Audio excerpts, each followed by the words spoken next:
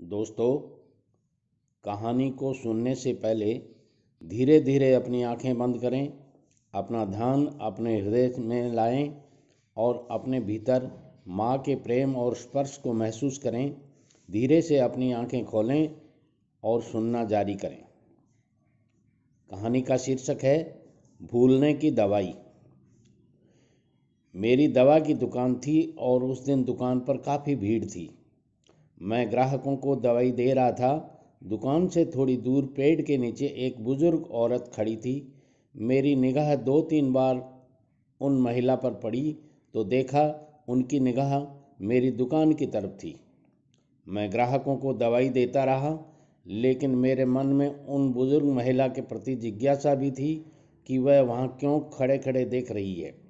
जब ग्राहक कुछ कम हुए तो मैंने दुकान का काउंटर दुकान में काम करने वाले लड़के के हवाले किया और उन महिला के पास गया।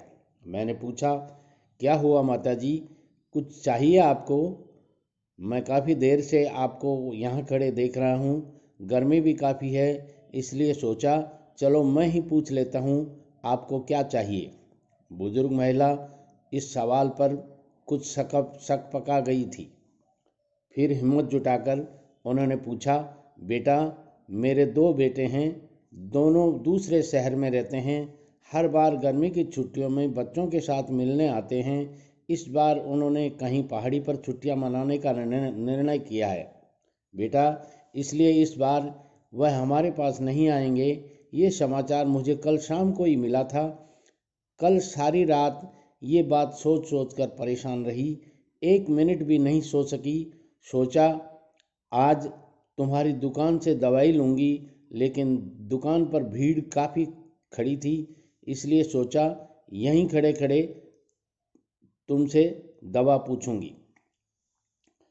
हाँ हाँ बताइए माँ जी, कौन सी दवाई चाहिए आपको? अभी ला देता हूँ, बताइए। बेटा, कोई बच्चों को भूलने की दवाई है क्या? अगर है तो ला दे बेटा, भगवान तुम्हारा भला करेगा। इससे आगे के शब्द सुनने की मेरी हिम्मत नहीं थी। मेरे कान सुन्न हो चुके थे।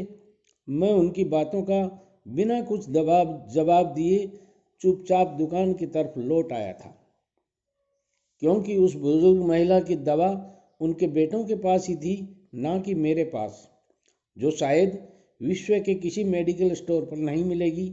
अब मैं काउंटर के पीछे खड़ा था। मन में विचारों की आंधी चल रही थी, लेकिन मैं उस पेड़ के नीचे खड़ी माँ से नजरें भी नहीं मिला पा रहा था। मेरी भरी दुकान भी उस महिला की के लिए खाली थी।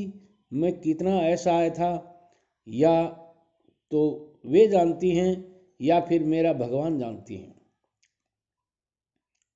अब जब मैं ये सुनता हूँ कि इस बार गर्मी की छुट्टियों में कोई गांव न जाकर कहीं घूमने जा रहा है, तो पेड़ के नीचे खड़ी उस माता जी के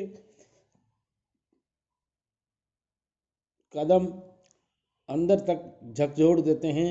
उनकी वेदना मुझे अंदर तक झकझोर देती है। दोस्तों, बिना आसक्ति के प्रेम करना सीखें, क्योंकि यही आसक्ति हमें तकलीफ देती है, न कि प्रेम। धन्यवाद।